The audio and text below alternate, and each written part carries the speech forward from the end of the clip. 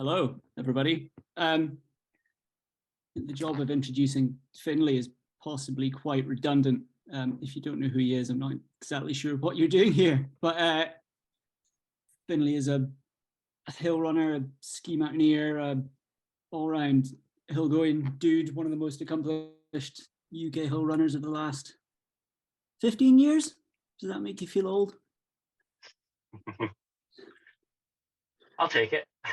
Yeah.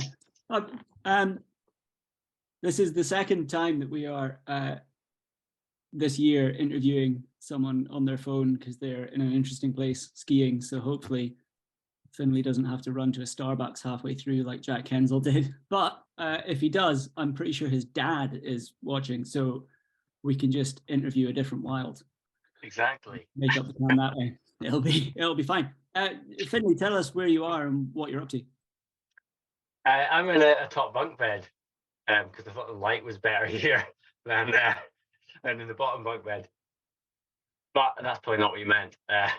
I'm quite near Chamonix in the Alps, doing a bunch of ski touring and training. And yeah, I've been out for a couple of weeks. Had a race down near Gap, a bit further south, which was a bit of a baptism of fire because I wasn't acclimatized, and we went up to about 2,500 meters, which obviously isn't massively high, but I think makes a difference in hard racing. And I didn't have really great ski legs because I'd been in the UK till then, so that was good, but pretty tough. And the team race, so you race with teams of two, so I did it with a local guy, Floron, and we were 10th overall, which we were pretty delighted with for our first race of the season together. Days, like a Alpine Old County Tops. Have you got any more races planned while you're out there? There's one on Sunday called Pointe Blanche, which is again a team race, two of us. Not sure what they're going to do because there's not a huge amount of snow at that kind of lower elevation for that race, but I think they're probably going to have us do many more of the sort of transition ups and downs. So there might normally be like, I don't know, 5 or 6 or so, and I think there'll be 9. So probably shorter climbs and descents, and that has its own challenges, which will be fun. I hope your transitions are smooth. Yeah. Could you get away with just like doing the whole thing in your Walshes and carry your ski boots? Would that be quicker?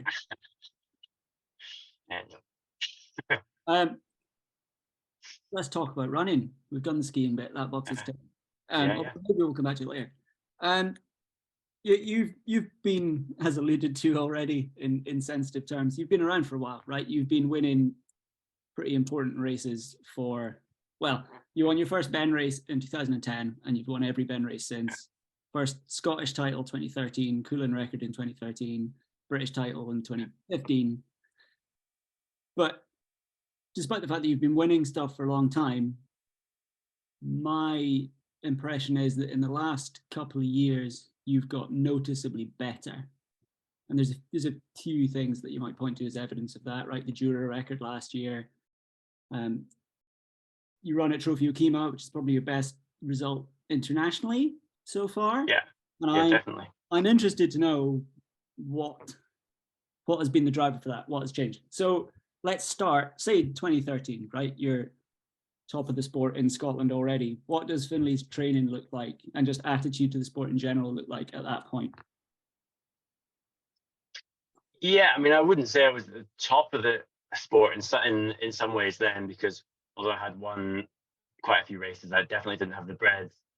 At that point, I'd won the Ben and some other Scottish races. So it was later on when I sort of, took on longer races and more, English races and further afield.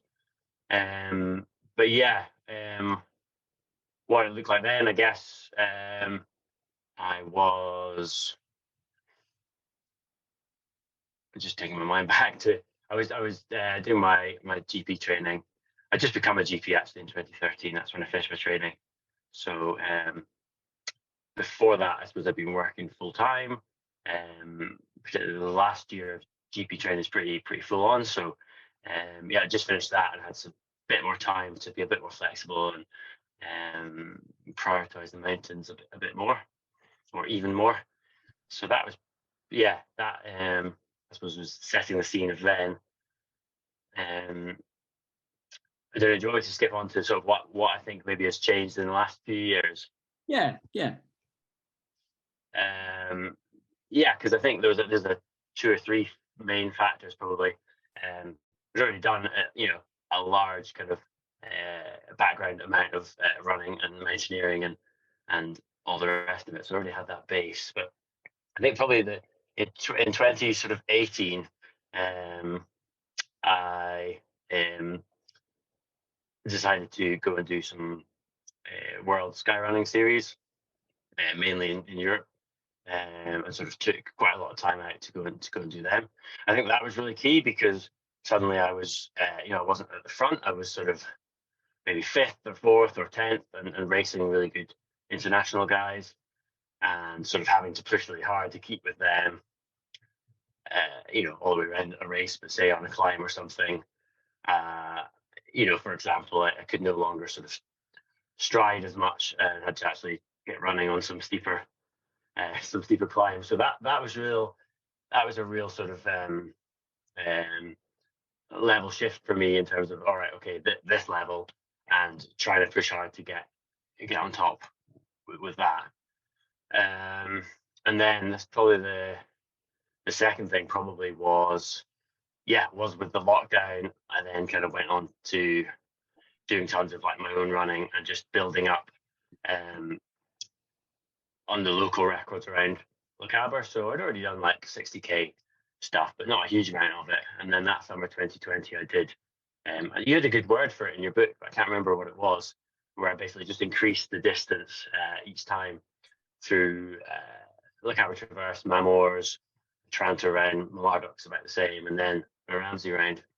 Um, so um, so that just gave me it was like an incredible experience. It was really fun spending all that time, but it also gave me a real confidence, I suppose, in that distance, and just testing what I could do, how I could sustain myself, more of an endurance side of things. So then that combined with, I suppose, the sky racing meant that I'm able to, I suppose, know my body better and push on more for longer, as it were. And so that was definitely key. And then using those two things, I suppose, coming into last year, I had those couple of good results in Europe. So the Trofeo Kima, yeah, I'd agree that's my best result in Europe. Also, there's a Matterhorn Alltrax Extreme Sky Race. It wasn't even a B course, it was like a C course because the weather was pretty bad, but it was still, it still was 20 something K and packed a punch. So that was pretty cool. And I won that as well. And just I suppose those are the main things. Probably other factors like having set up my life around having quite a lot of time to train and recover and get good sleep and eat well, and all these sort of incremental things, which do help. Has the training changed? Are you more? Is there more structure to it? Are you just doing more volume, more like focused sessions? What's different there? Yeah, training has got. I've always kept it pretty free because mainly I got into running through just liking going in the hills. So I suppose one of the essential tenets is that I want to keep that fun and enjoyment. So yeah, it's pretty free, the kind of training form, but definitely I've got more experience in working out what I need to do, and periodization, proper rest, speed sessions, as well as increasing the distance. I don't have a massive distance, but it has increased. I'm more conscious of that, particularly going into doing longer races. So I think that's been a thing that I've got much better at, as well as adjusting what I'm doing to what races and what challenges are coming up. So like last year, for example, I started off with the Paddy Buckley round. So I was kind of interested to see, okay, how can I go into this about 100k round, straight after the winter, without having done, say, 60k or whatever races. So training for that, which worked out well. But then, later in the season, I sort of had to switch to like 30 minutes, like Buckton Pike British Champs race, which was that was really exciting for anyone who maybe some people know, but whoever doesn't. There was sort of quite a battle with me and Dan Howarth, just on that like 6K, 30-minute, you know, kind of like a cross country. No, it's not a cross country, but a very short fell race. Some of the photos I wouldn't. There's some Yeah, incredible race face going on. The pair of you, yeah. prime stuff. And that was really really good. I wouldn't say fun because obviously at the time you're trying extremely hard, but that was really rewarding experience because it's not something I would be really known for, that kind of distance, and certainly wouldn't have expected to beat a Colin Donnelly like 30-something-year-old record. But just through the quality, it just proves the kind of how much more you can get if you are being pushed by someone or pushing someone. So we pushed each other on, and in the process of that, got the record. So that was really fun. I mean, it's you bring up Buckton Pike and the Paddy Buckley, and I think that's as good a pairing as any, because for most people, if they're planning a season, like someone who's ending up doing, an ultra distance thing like the Paddy Buckley, you'll sort of start with the short stuff and move through to doing the longer stuff. Whereas your year last year, it was like the 7-7s in Ireland for the British champs, then the Paddy Buckley, then Jura, then Trotternish, then Buckton Pike, then Kima.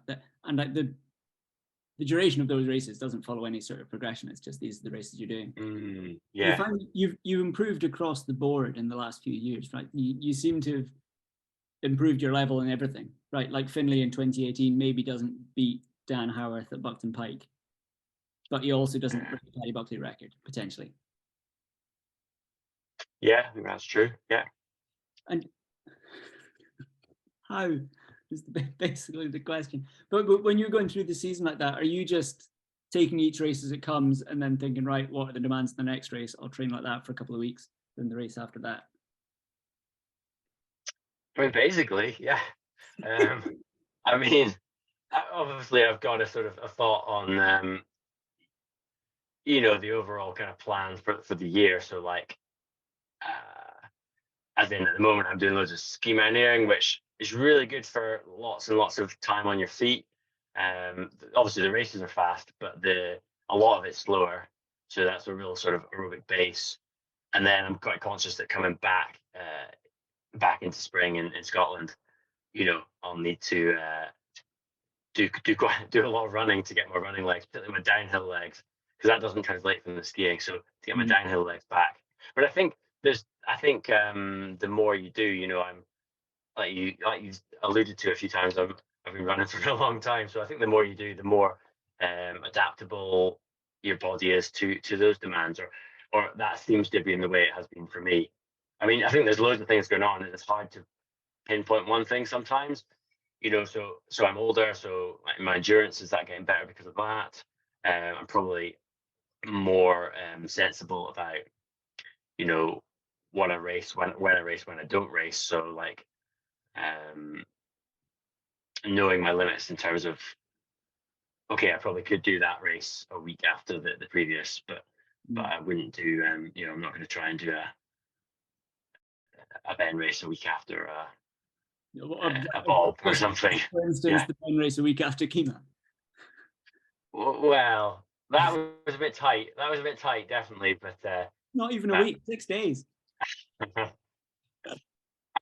I thought there was like a pretty good chance I could get away with that. But Kima's 52K or something like that, 55K. I think anything longer would have been a bit of a struggle. So coincidentally, actually today I was reading some long article by Kilian Jornet about his sort of approach last year when he not to draw too many comparisons, but with the best runner in the world, but he had like short long kind of big races, and what he seemed to do, which he did seem to. The only parallel I can draw is that he seemed to basically run off the fact that he had a huge volume of running behind him, an absolutely massive volume of stuff behind him, which meant that he could tweak for those races like relatively quickly and get away with it. Now I'm not on that same level, but I think it's probably the same kind of process. Similar, right? I was reading Chris Jones. You're familiar with Chris Jones? Polymath. He ran the Seville Marathon recently, and he was writing about his training for that. And he's, I guess, historically first and foremost an orienteer, but he's also had like GB vesting cross country on the track, on the roads, and was 5th at the short trail race at the World Championships last November. And it's interesting him talking about training. It doesn't change much between different disciplines, different distances. He just tweaks little things. Like he's always after the same big picture stuff, like consistent volume, some threshold work, some strides, and then 1 or 2 sessions you dial into the real demands of the race. But fast runners are fast runners. Is something that I think he's said a few times, and that kind of, yeah, the fitness that you get training for one thing carries over to another. Yeah. I mean, are those the sorts of people that you look to when you're after ideas, information about training? What do I do? I find the book The Uphill Athlete pretty useful. I actually find it useful to speak to a lot of people friends who are getting coached and just see what they're doing.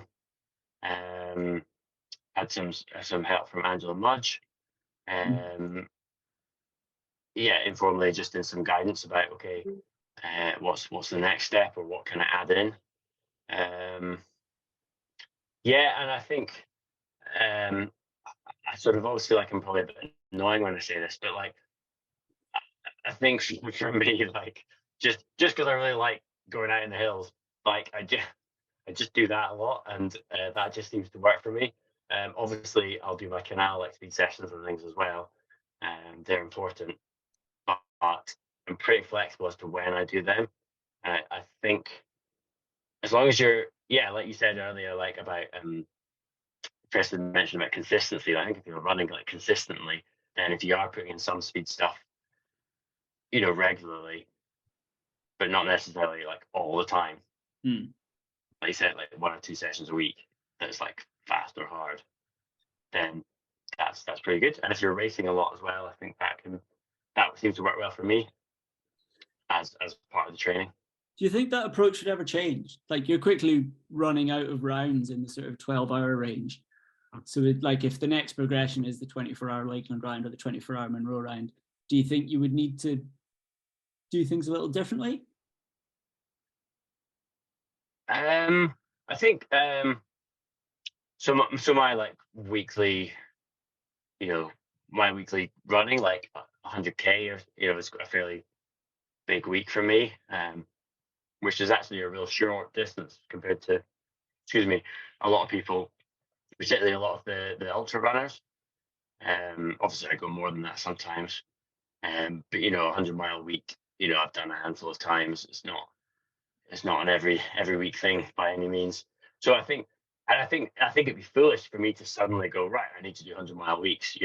I think that's just going to get me injured and stress fractures and overtrained.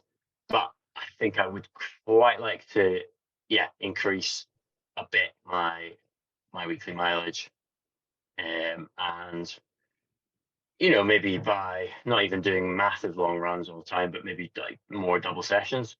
Yeah, it's finding time for that as well, isn't it? Obviously, I'm out in the Alps skiing for quite a while at the moment, but yeah, and I have got time to do more at the moment, but a lot of the time, you're at work, and it's quite hard to fit in more. I mean, but I'd like to do that. 100k is quite a lot of hours if you're doing it up and down Ben Nevis, right? You brought up the 100-mile weeks. Am I right in thinking that was when you were thinking about the Bob Graham and you decided that you weren't strong enough on the flat to run it quickly? I have just, that's been, I suppose, like the maximum I've done. Like I've done 100-mile weeks, like 3 or 4 weeks. Some of which have probably been when I've done something like the Bob, because you've already got that 100k, and then you add on the rest from earlier in the week. But yeah, you're kind of right there in that for the Bob Graham, I was like, right, my weakness on this is going to be flat speed and kind of undulating, kind of traily speed. So I tried to improve on that. I think that's probably still the area where I can make the most gains. Like if I was going to try and bridge the gap on the bob, uh, I think my training plan probably would have to change to probably to do a lot more lakes type running. Uh, yeah, undulating, fast, and I do enjoy that kind of running. Uh, yeah, weirdly, in more recent years, I have been running more to the watch, kind of on the flat, and do quite enjoy that stuff, as well as obviously secondary too, but as well as the hills. I have it. This is a slight non sequitur and a trivial detail. I have it in my head that on your Bob Graham, you got to the church at Martindale and you changed shoes.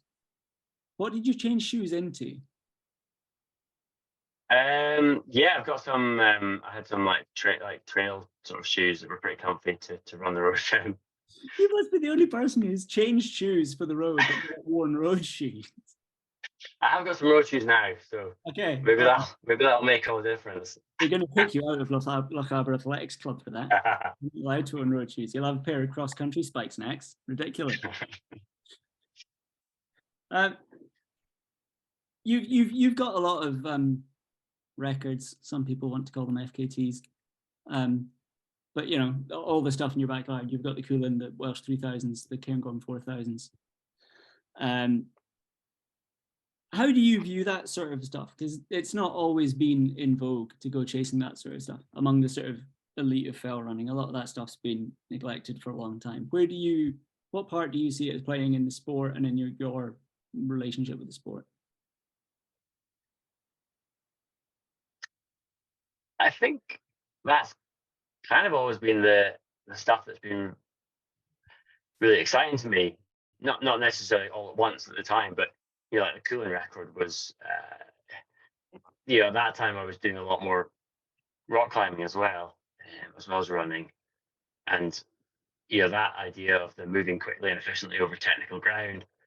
That's what I love the most. So yeah, combining scrambling, climbing with running, because it's just so involved in 3D and sort of focused. So yeah, like before I had that record, even the thought of it sort of felt audacious to think, could I even try and get it? And initially it was just seeing how fast can I go along this Cooling Ridge, not necessarily chasing the record, because initially I was way slower, and then gradually thought, well, actually maybe I can get a bit faster, and then got more confident that I could get it. So yeah, that kind of challenge just is more exciting to me. I think I think it's I think it's a more sorry, I'm just choosing my words, but yeah, this is what I think. One person going out on a mountain adventure is sort of a more pure form of enjoying the hills and our environment than a race, really, because there's less distractions and it's just you doing your own thing. And I've always really liked that. That's still kind of what drives me. We've already mentioned Colin Donnelly in relation to Buckton Pike. It was his record on the Welsh 3000s that you broke. I know previously when we've been speaking about like the Lochaber Traverse, you've brought up the Marshall Smith Week. Like you've got a sense of the history of some of this stuff. Does that add to the allure of any given run that you're doing? Yeah, definitely. Yeah, I mean, there's loads of I don't have a brill grasp, say on like the Trofeo Kima history. I don't know a huge amount about that, whereas others, other Italians or other sky runners, it might mean more to them for those reasons. But that one, well, for me particularly, was the aesthetic and the roughness of it. But yeah, I think I've always been lucky in my family and aware in my family to sort of to have an eye on the history of the hills. Like through my parents being in the hills and my grandparents being in the hills. So I sort of I love that. I love seeing that progression, like Cooling Ridge, the first time it was done in I'd say well, I think it was done in 12 hours in like 1902 or something, by Shabolt and someone. Sorry, McLaren. I need to look that up. But yeah, and then it's just got progressed. You know, then it's been left for decades, and then someone else has come and done it faster, and then you know, years later, and these were all just people going out and doing something new. It wasn't. It was even less in vogue then. You weren't getting any kudos really for it, apart from a line in a or an article maybe in the SMC journal, or a hill running magazine. So yeah, that history, I find that really interesting. Yeah, certainly. You've spoken a few times about having, like, particularly in your home hills, like these layers of mountain memories, right? You've been in these hills in summer and winter and on foot and on skis and climbing and all this sort of stuff. And certainly, Yeah, I think that having an awareness of the history of whatever route you're on, like, plays into that. Like when I go running the Cairngorms, like, yeah, it's my turn to choose my words now. But like, you feel like you've got something in common now with, like, Eric Beard and Mel Edwards and Alec Keith, like people who've bust a gut doing the same thing as you, even if it was 50 years ago. I don't know. I like that. It's a good feeling. I think like in a wider context, there's something I don't know why, but I like the connection with with all of humanity down the ages. Like if you're sleeping out looking at the stars, with a fire or not a fire, or just under a canvas, that's been done for a long, long, long time, and essentially we're human animals, and we kind of can do the same thing as was done, thousands of years ago. I quite like that. And this was the idea. That maybe feeds into some things about like persistence hunting, about humans sort of hunting down the animals for food, thousands of years ago, when a whole tribe kind of moving after the hunt. And I don't know why that's alluring to me, but yeah, connection, I suppose.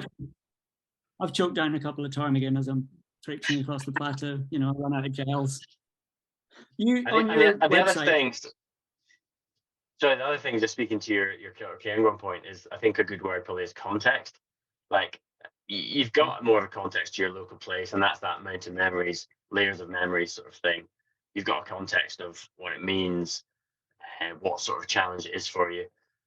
Even yesterday, I did quite an exciting sort of ski tour with my friend Callum, and it was just up this quite remote peak. And oh, sorry, I think I just need to plug my battery in. All I was going to say was basically we'd sort of looked at this peak from afar, like last year, wondered about it, looked at the maps, read about it, and all that means is you've got sort of more of a context to then think, oh, that's a really exciting adventure, and to actually go do it. And you can then pick out other peaks nearby which you maybe have some knowledge of, and that all just adds to the sense of fulfillment. Just made it a really fulfilling day because we sort of knew more about what we were going into, and it was our adventure. It wasn't. It was our. Sorry, I'm just tapping here. It was our adventure. Let us know if your battery's going to die, and we'll get Roger unmuted so he's ready. Yeah. Your website, gomountaingoats.com, you have leaderboards for some of the routes in Lochaber, Ring of Steel, and so on. Is a part of that trying to encourage people to go out and have their own experience on these routes, even if they're not gunning for under 2 hours on Ring of Steel or whatever it might be? Yeah, that was basically the idea. Is that I think there's a huge value in people going out and having just non-formal race, fast mountain days. Well, I've really enjoyed doing that, and it's not like it should just be about the fastest person. It shouldn't just be about the fastest 10, but I thought that would be a good place to start to encourage some people and create some competition. And yeah, I'd like to make more of that, but it's mainly Lochaber routes. Yeah, so if anyone has some time, go and look at them. and because there will be missing times. You've probably got some missing times, Ali. We could Do you get some know, I times think put on there. I dropped off your Tranters leaderboard recently, I think. So I'll have to, I was going to say I'll have to put that right. I Have to probably get back. You and me both. You and me both. Well, should we talk about Jack? Because I think Jack was the first person to break one of your summer records, right? Yushin Hawthorne broke the Cool and Winter record that you had with Tim Gomersall, but Jack's Trancers, is that the first time anyone had, race or otherwise? And yeah, the cooling was slightly different parameters. Yeah, but I think so. Let's say yeah. I mean, that's a novel experience for you. Like how, and you know, that's your stomping ground. How is it to have, you know, this guy from Connecticut come along and because like he'd put the work in, you'd been out for a few runs with him before he went for it. Like you knew that's what he was there to do. Yeah, what was that like, I suppose? It was a really cool process. And it's probably worth spending a wee bit of time just to tell you. So initially, sort of, I hadn't heard of Jack Hensel. Well, I don't think anyone in the UK really had. So this email popped up, a few months before he arrived, saying, I'm a runner from the States. I'm coming over. I'm going to look at Ramsey's Round, Transit. It'd be cool to meet up. And so I thought, oh, great, yeah. I replied, but you don't kind of make any big plans. You don't know if it's going to happen or whatever. And then, then he was here and he sort of emailed and said, oh, I've been around and your times are quite fast. And I was like, oh, thanks very much. And then he emailed me and he really needed some new shoes, but he was living in a van, so could he use my address? I was like, well, that's a reasonable request. So, but also I was like, well, I don't know anything about this guy. So then at that point, I did Google him, and the first image that comes up, I think, was like him in his pants skiing this volcano in Washington State somewhere, Oregon. And then I read about it. I was like, all right, yeah, he's a legit guy. And then, pretty soon after that, we actually just met and ran on the Ben, and it was just really fun because it was a bunch. There was 4 or 5 of us, but yeah, we were just chatting the whole way up and down, and he was constantly asking me stuff about, like, really specific stuff about the Ben, because obviously he had his eye on Trances Round. But it was fun to sort of, that way when you're sort of chatting and sort of racing each other, not racing, but kind of pushing on a good pace. Yeah, that was good. And yeah, we just kind of hit it off kind of with that. And honestly, it was so fun to sort of to see someone from abroad who's clearly, an internationally important runner, a really good runner, come and give that interest to our little patch there, particularly Tranters, which I always think is aesthetically just such a great round. And it's the best part of Ramsey's Round. So that was great that he kind of seemed to think that as well. And honestly, he put in, you couldn't fault, sometimes there's a temptation to sort of be a bit us and them with foreigners, but coming in and getting our records. But honestly, you couldn't fault him. His approach, he spent, some parts of it, well, because he was wrecking it in a short time, like I've seen it over years and years, but so he certainly put in sort of more intense wrecking to bits of it, particularly the far end of Transfers, the far right end than I have. And he put in the time, and he checked on the style, and he checked on, touching summits, and okay, so unsupported. And I don't think poles even was I don't think he was even thinking of using poles. Probably too short for him for poles. So he really did it in a good style, which I think was cunning, was clever, because he obviously then wanted support for his Bob Graham. But also I think genuinely is the way he approaches these things. He's full committal into rounds and FKTs, and kind of immerses himself in them. And for me, yeah, I did. I've seen it. Talking about it elsewhere. I actually I couldn't really see him when he was on his transfers, but I did try and go and see him, and basically saw him through like a telephoto lens from like up Glen Nevis, kind of on the side of Schooner Manic. Anyway, the one before you get back up onto Annick. Anyway, I saw him like running, and it was just really Looks like fun a to photo sort of, of Bigfoot. yeah, it just looked like Bigfoot. But because I was looking at the watch, obviously, and thinking at split times, and at this point, I was like, is he going to beat me? Isn't he? And he was all still a bit of unknown because he went off really hard. So it was like, is he going to sustain this or is he going to blow up? And, about halfway in, I was like, he's going to do it. Yeah. But it was just so cool to see him just having his own adventure, pushing along fully on his own in these big, impressive hills. So definitely a real positive thing for Scottish running.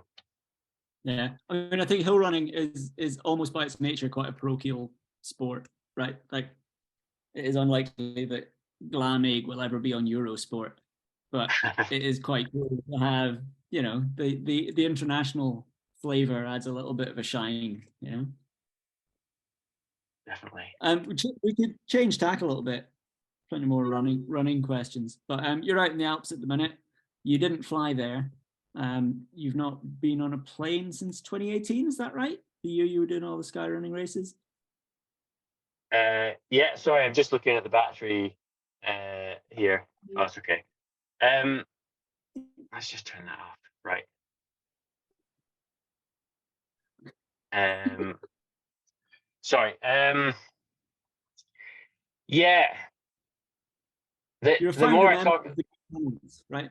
I'm well. I don't know if I'm. Yeah, I'm a member. Yeah, I'm a member of Green Runners. I think the caveat to what you just said there initially is the more I sort of talk about travel and not flying and all the rest of it, it's just there's just obviously it's just such a huge, complex, difficult conundrum, and travel's not the only thing you can influence in your life, you know. And also, I have the luxury of a bit more time and flexibility than most probably to to go take my time to come out here. Yeah, I've driven out here. I picked someone up on BlaBlaCar for most of the journey through France. But I still drove out here in a van. That still got a cost to it. So it's a complex thing because travel is there's so many positives to travel, and humans.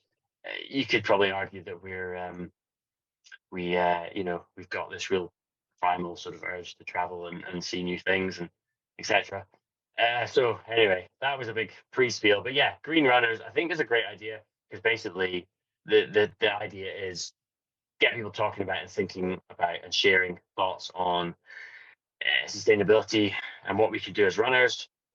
I think probably the other caveat is, or the biggest thing is that we need systemic change, but that's part of the Green Runner pillars in that the first three are, I suppose, about individual actions like how you travel, how you move. So thinking about travel to races, whether that could be reducing flights or even just car sharing to a race, or maybe not doing a race that's quite far away that you're not that fussed about. And I've fallen into that in past years where you do something because it's part of a series, but you're not that fussed about the actual race itself. So definitely, I'm trying to be a lot more considerate on that, because if you can put your hand in your heart and say, well, all the things I went to were things I really wanted to do, and they were really life enhancing for me, then that's part of it, isn't it? Did you have like So, one moment that made this a bigger issue for you, like a moment of realization? mm,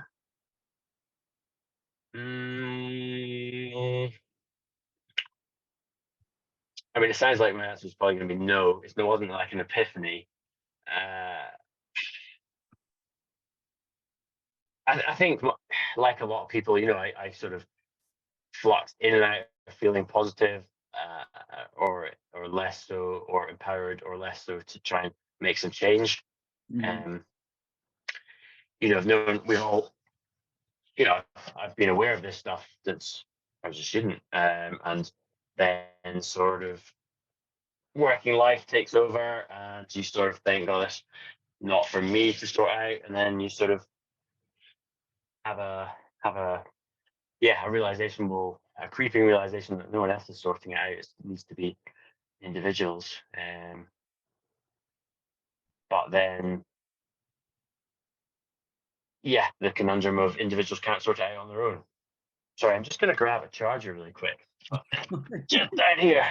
Don't hurt Um, yourself jumping off that bunk. so I know. So I was rambling a little bit, I'm afraid, but green runners, basically, how you move, how you feel up. So in terms of what you're eating, thinking about a planet sustainable diet, how we gear up. So the whole running industry is, set up to make us want to buy new things, isn't it? But what do you actually need? And trying to think about realistically reducing that and just getting what you need rather than what you want, and avoiding some of this consumer pressure. And then the fourth one, which was the one I was talking about, the societal systemic action, was the kind of how you speak up. So yeah, who you vote for and how you use your voice, and maybe talk to people about things, or call brands or races out on particular things that they're doing or not doing. When I got in touch with you before the interview with Jack, you asked me to ask him about like the future of high performance sport, and if there was a version of that future that was less dependent upon big brands commercialism, because that ties into this, right? Our high performing athletes put in a very difficult position, because for them, maybe more so than other people, the sport is about destination travel, right? It's not like you can run a 24-hour track race anywhere and it's comparable to everybody else. But if you want to race in the mountains, you need to go where the competition is if you want to be at the top level. And then from a professionalism point of view, almost all the money comes from encouraging people to buy stuff, right? Yeah. So how do you see a way around all of that? How do you think that this could work? It's really difficult for those reasons you've just said, isn't it? And we need to go to, well, specific races are at specific places, right? So if you want to go and climb Everest, for a cliche example, there's only one place that exists. So yeah, I think I'm going to sidestep this a bit in that I don't think it's particularly my issue, because I'm not that type of sponsored athlete, and I think I'm probably getting more willing to sort of speak out about saying, well, I'm going to do my thing, and I don't have sponsors to sort of satisfy, etc. I think there's definitely quite a lot of concern for me in terms of the future of running and mountain running, and there's obviously that real risk that we commodify the mountains, nature, the environment, and everything becomes sort of a bucket list or an event. When of course, the biggest thing is just people going out and enjoying that stuff and getting personal benefit from it, I think. So yeah, I'm not sure where. I think there is room for both, traditional events and some more new style events, particularly in the UK. But I mean, we've definitely seen it. You'll notice it in the last 5 years. There's definitely been an increase in the sort of big, kind of more flash, sky race type races, which is great on one hand, because it does. I've definitely seen that sort of inspiring people to do events that they maybe wouldn't necessarily otherwise have done, and do some training to then push themselves to achieve this event. But then you think of all the sort of cheap metal medals that have been produced in China somewhere that are sitting on people's shelves, and In my I've got salt drawer. That's where all mine are. and I've got tons of them. But yeah, I think I didn't actually hear your interview with Jack, so I need to go and listen to what he said. But I wonder if he'd said something along the lines of um, the potential for FKT type things in that actually they are things that can be done locally. Anyone can make their own FKT up, and actually I'd love to see people sort of claiming stuff like that in Scotland, and maybe in Britain, maybe everywhere. We're quite sort of humble, and we don't want to sort of assume that we can claim something like Yeah. an FKT, a fastest known time for any round. But I loved seeing the creation of the Martin Moran round up in Tordon, so a new round, which essentially was Robin Downey's idea for a cool day out in the hills, and it's great to see that kind of thing popping up. I'd love to see more of it happening. So maybe that's a way forward. If local things are being produced, that local rounds that people can then test themselves and their friends on. And we can plug your podcast here because your most recent episode with Robin, right? Yeah. Good. Listen, Go Mountain Goats podcast. Find it wherever podcasts are kept. Right. We'll go through a few less heavy questions and then pull a few out of the chat. I've been on your Scottish hill racing page, and one of the best features of that is that you can sort people's races by the percentage of winners' time.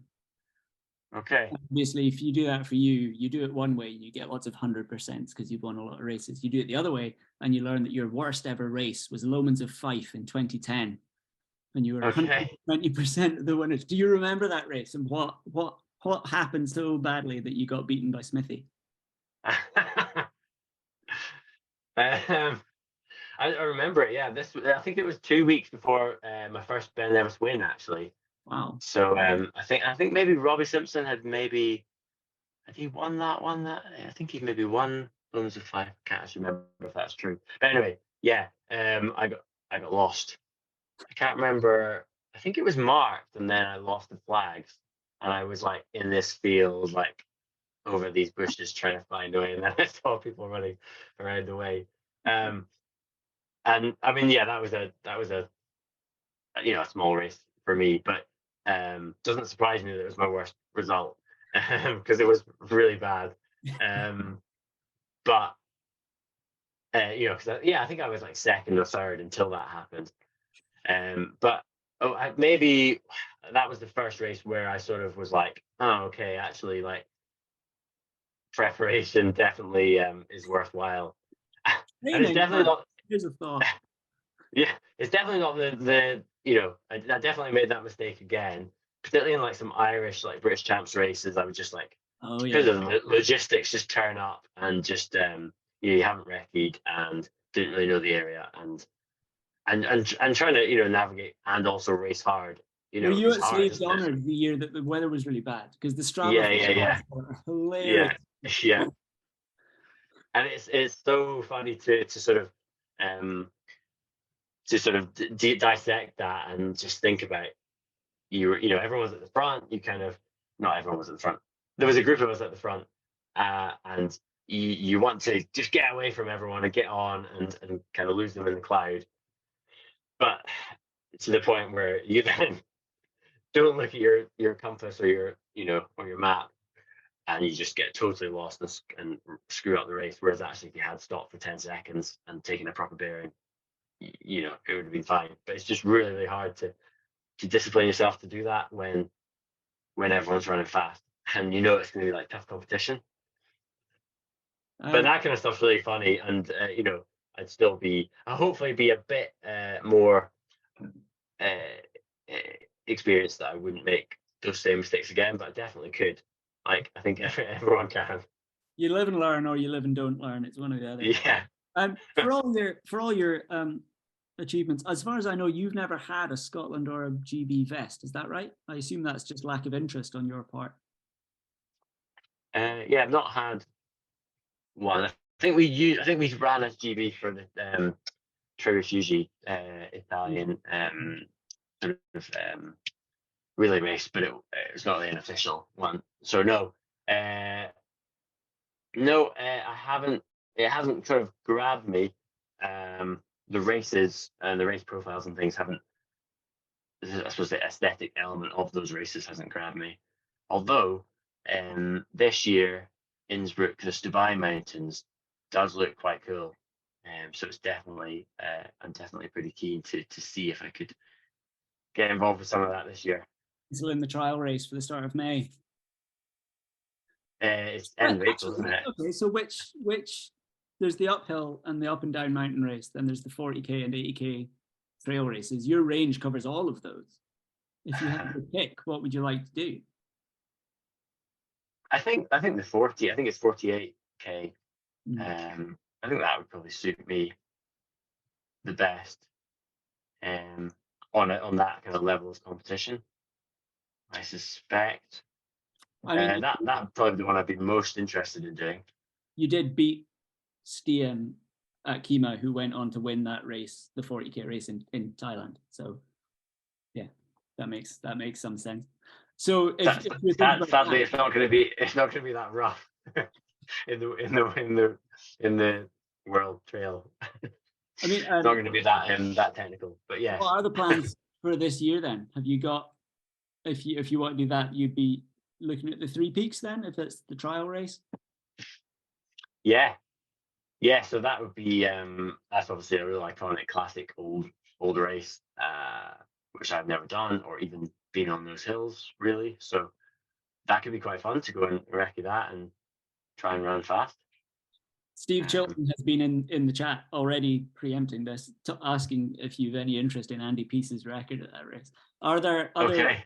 Do you have like a list of race records that you're interested by? Because you've missed Andy Stian's Langdale record pretty narrowly.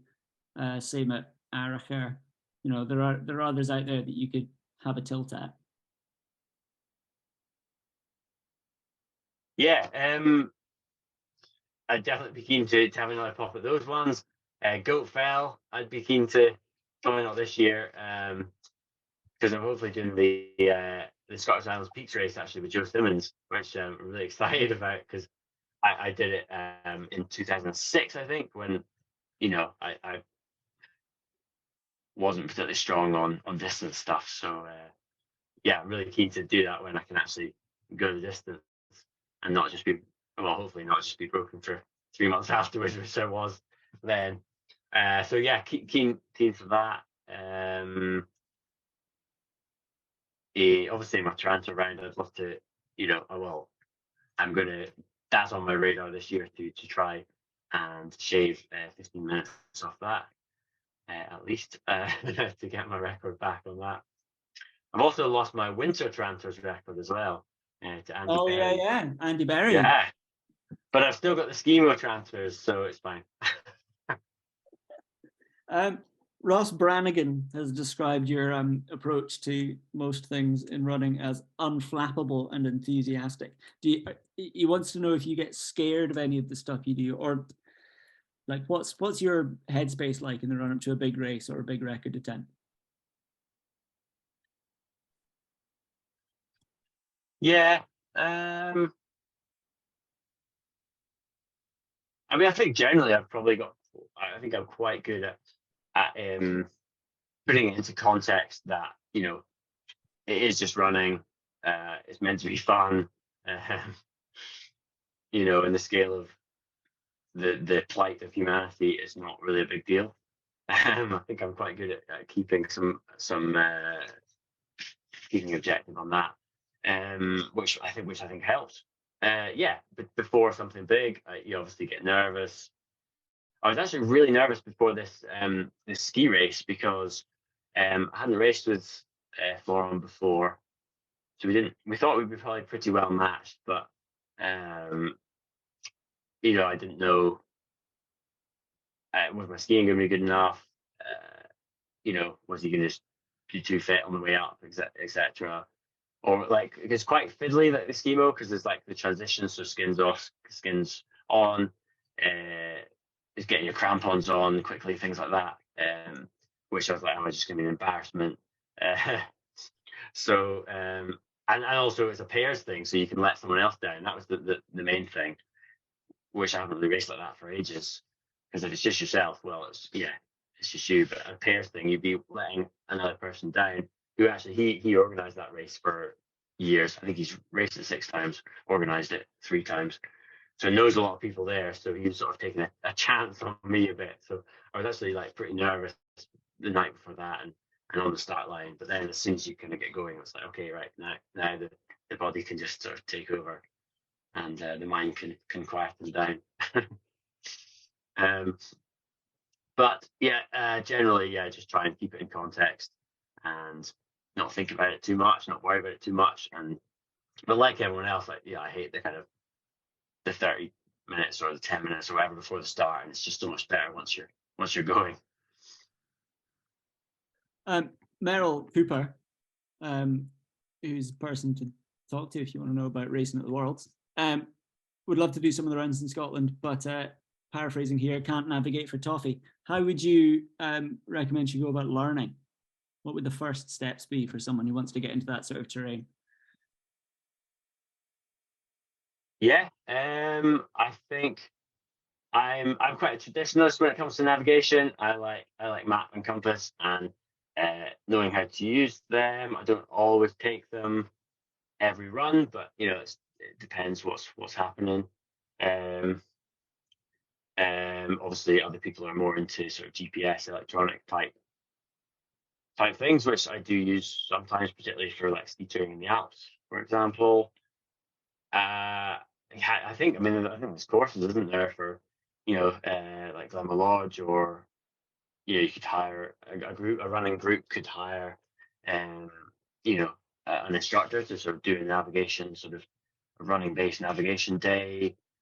Trail Running Association, I think, have navigation days. There are some books, and there's an old one about trail running for navigation, and I've seen. And then just kind of getting out and sort of challenging yourself with map and compass, and identifying features, and maybe setting yourself new challenges of like take us to that knoll or that re-entrant or whatever. I think Merrill's in D-side, if that's right. Merrill and Grampian or in Tearing Club could also be a good place to start. They'll do they're really active. You do loads of events. You can go do like night events, bashing around the woods. So if you get lost, at least it's not a threat to life and limb. It's only your pride that's been injured. Richard, I would love to do more orienteering. Actually, I just haven't quite created the space for it. But I think it'd be really good for most runners. Yeah. Get out the thumb compass. We can finish on this. Richard Briscoe has said that he brings up the Ben Nevis record. So you're okay. Is it 11 wins now? 12, 11? Yeah, 11. Yeah. You stop counting after a little while. You were your second fastest time ever last year, I think. How gettable maybe third is Kenny Stewart's Ben record?